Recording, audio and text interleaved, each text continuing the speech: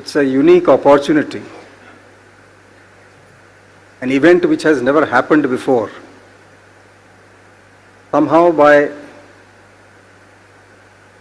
curious strike of coincidences, I would call it God's hand, that your learned president of Institute of Company Secretaries of India had a meeting with me a few weeks ago. And the idea of interacting with all the company secretaries of India was born. And I'm really very grateful to Mr. Narasimha and his team, and very grateful to all the learned company secretaries who are present here and who are joining us electronically,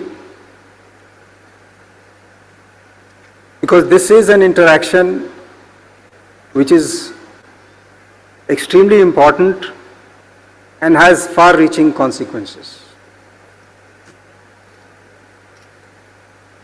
We all live in this country. We breathe its air, where we interact with our brothers and sisters, our friends in the community, but we seldom realize the asset which is called security, how it is on a every moment basis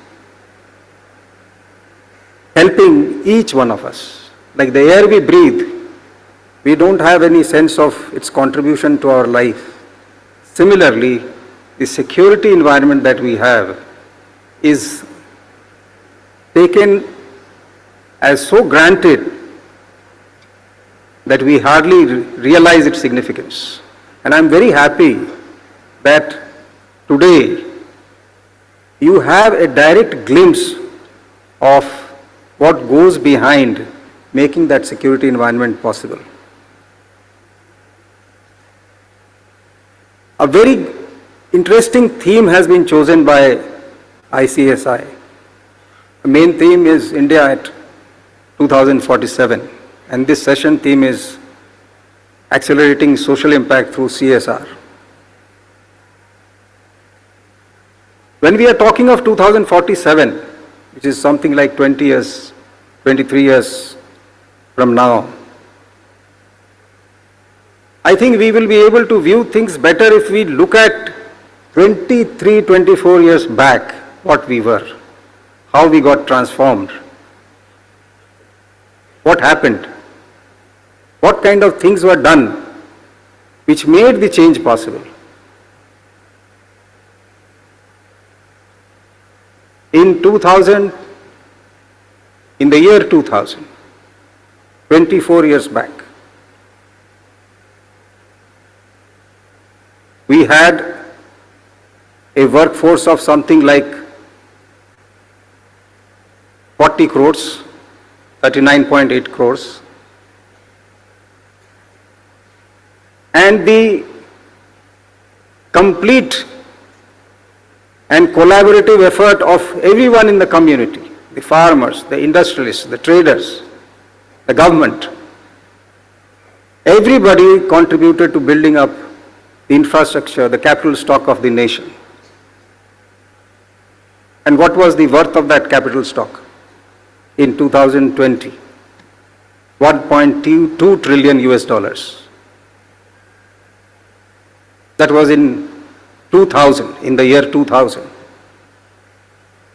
So a workforce of roughly 40 crores was working on capital assets of 1.2 trillion US dollars. And what did it produce?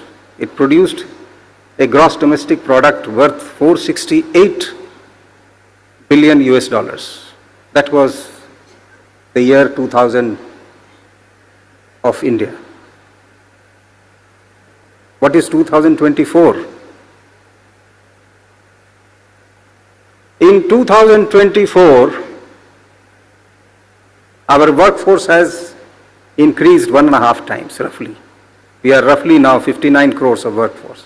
From 40 crores, we become 59 crores. It's like around, let's say 60 crores, 1.5 times growth. And all the capital assets that you keep account of, and the government keeps account of, or the farmers keep account of, their land, their buildings, their vehicles, the roads, the power plants, the telecommunication equipment, the land, the irrigation, the dams, all of these today,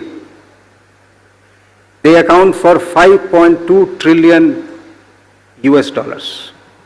So from 1.2 trillion US dollars, we have grown to 5.2 trillion US dollars. That's an increase of almost 4.5%. So 1.5% increase in the workforce, 4.5% increase in the capital stock, which includes all kinds of infrastructural assets, private and public both. And the GDP today has gone up to $3.78 trillion. So what it was in 2000, it has grown almost 8 times. 1.5 times increase in the workforce, 5 times increase, 4.5, 5 times increase in the capital stock, and you have an 8 times increase in the GDP. So what is the difference? Why this difference? Only 1.5 times increase in the workforce and 4.5 times increase in the capital stock, leading to 8 times increase in the GDP. What is the difference? What is this residual? Where is it coming from? So friends, ladies and gentlemen, this residual is basically the application of human talent using the latest technology. It is the technological advancement which is continuously happening from the year 2000 to today that is resulting in this huge residual of the growth process. And when we talk of 2047, it is this technological expansion which has to continue, accelerate. Today we are talking of technology of artificial intelligence, generative intelligence. We are talking of cloud computing. We are talking of space technology, geospatial systems. A variety of technology that is coming up, and many more to come, which we perhaps have not yet imagined. And all of us have to be equipped for all this. So the professionalization of the society becomes extremely important for wealth creation. Formalization of the society, which basically means creation of more and more formal organizations. Formal means legally supported, legally sanctioned organizations. Companies are one of those kind of organizations. So the growth of the companies, today the number of companies in India stands at more than 15 lakhs. And they contribute to a tax collection of the corporates of more than 11 lakh crores on an annual basis. It's a huge resource, it's a huge wealth that we are talking of. All that is happening in a nation which has a boundary with 7 nations, which is more than 15,000 kilometers long. Then a coastline which is 7,500 kilometers long.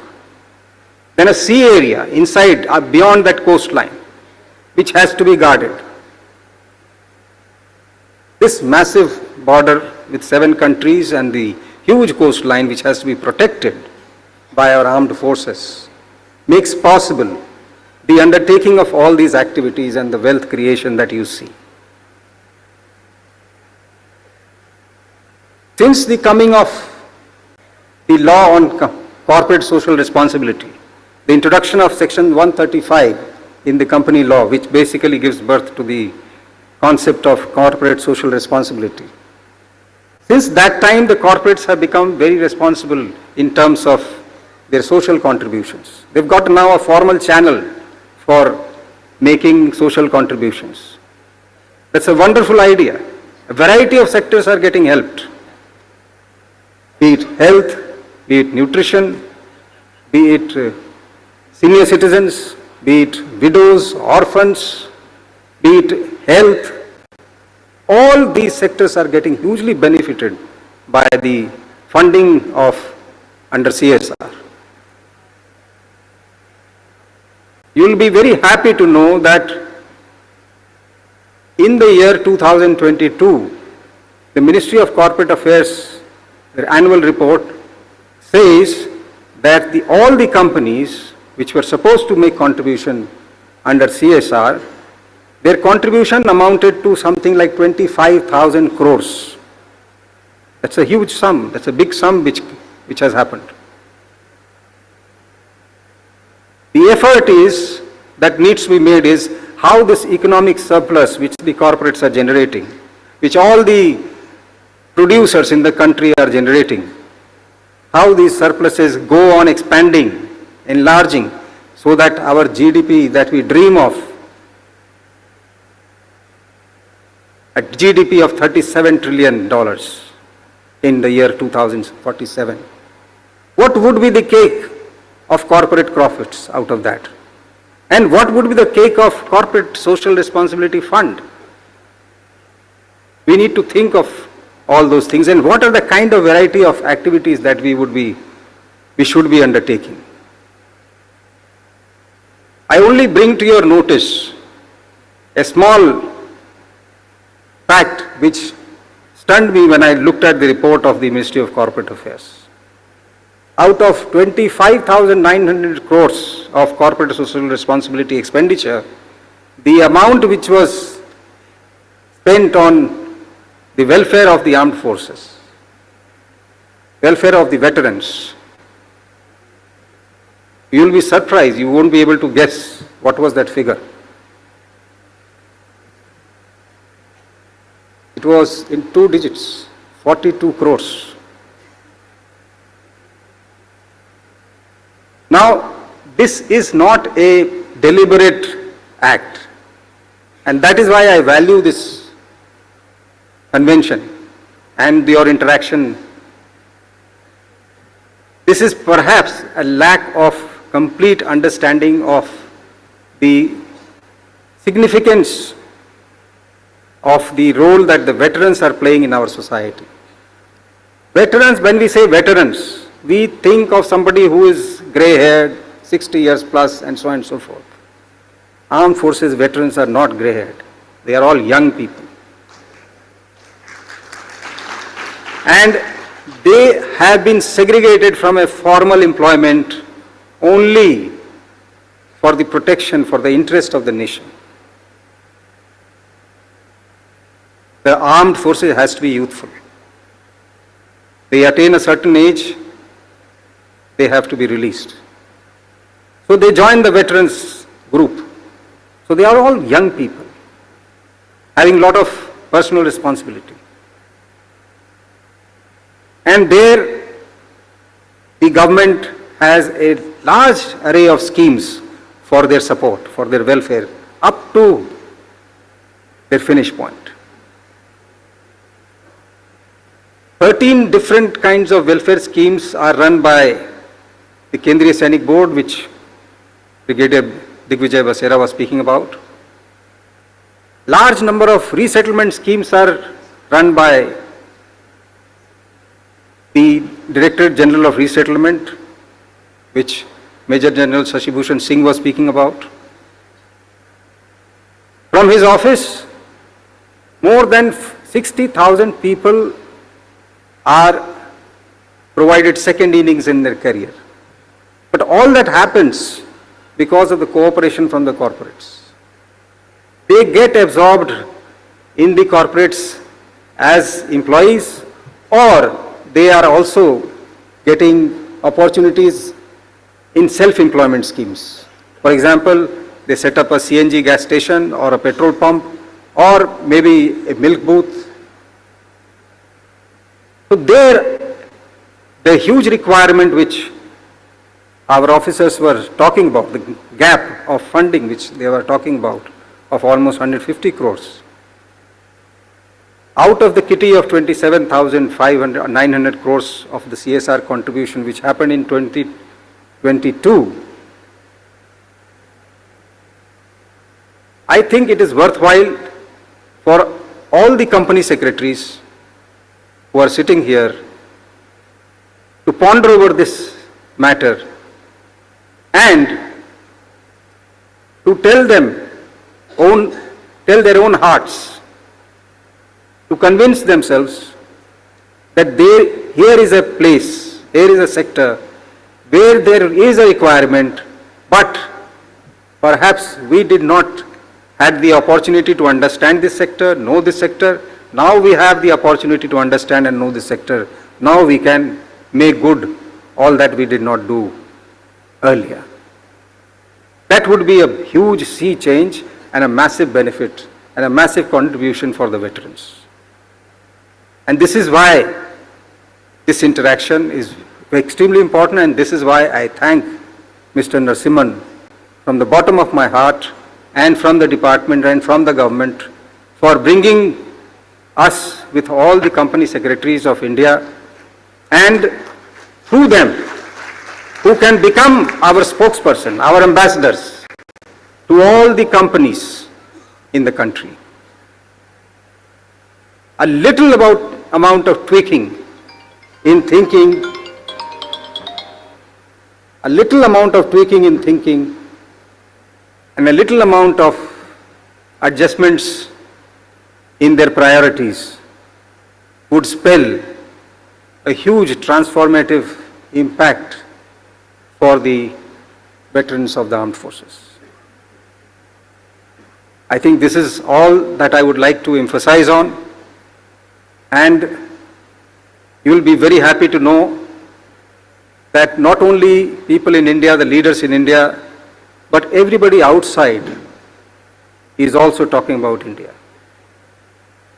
The officials of the IMF or the World Bank, you name whichever organizations, they are all talking of the massive growth, the massive jump which India is taking by leaps and bounds. This is a unique moment for all of us.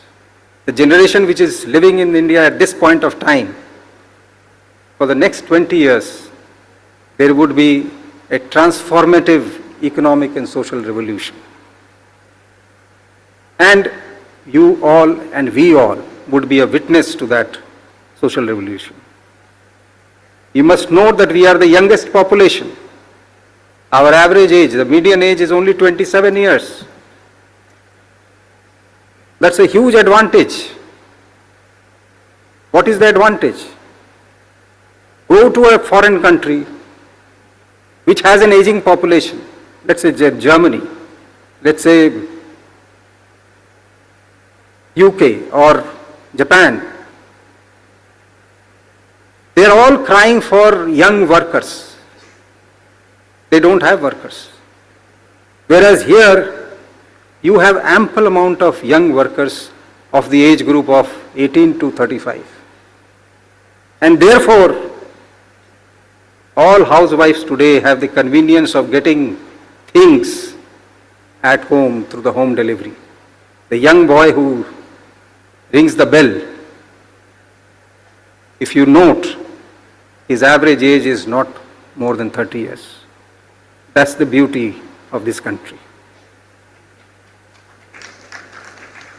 This is not possible in any other country. You go to other country, it is not thinkable. This is what is unique about this country. For the next 20 years, this demographic dividend will continue, but with a tapering effect.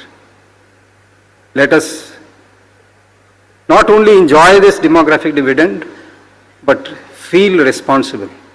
Because there are a lot of other things also which are happening which we need to be conscious of, which we need to be wary of, and therefore the need for being socially conscious, the need for creating that social impact.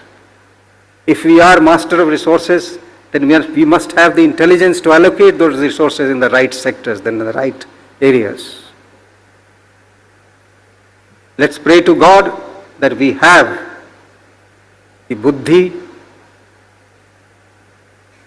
the gyan, the dhan, the saundarya, the yash, and above all, the vairagya. We have everything, but not for ourselves. It is for everyone else to be shared with. Thank you very much, Jaleji. Thank you, Dr. Chandra. Thank you, sir, for reinstating the fact that CSR is not just a word. It symbolizes inclusivity, integration of social and environmental concerns, and is a relatable connect between all. To present our token of gratitude, I request CS B. Narasimhan, President the ICSI, once again to kindly come on the dais and present the memento to Dr. Niten Chandra, please.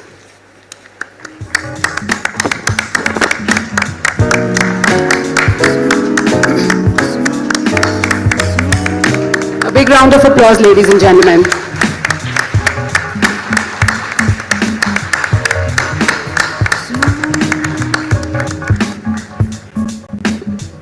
We also have a memento from the Ministry of Defence for ICSI. Dr. Niten Chandra will present the same to our President.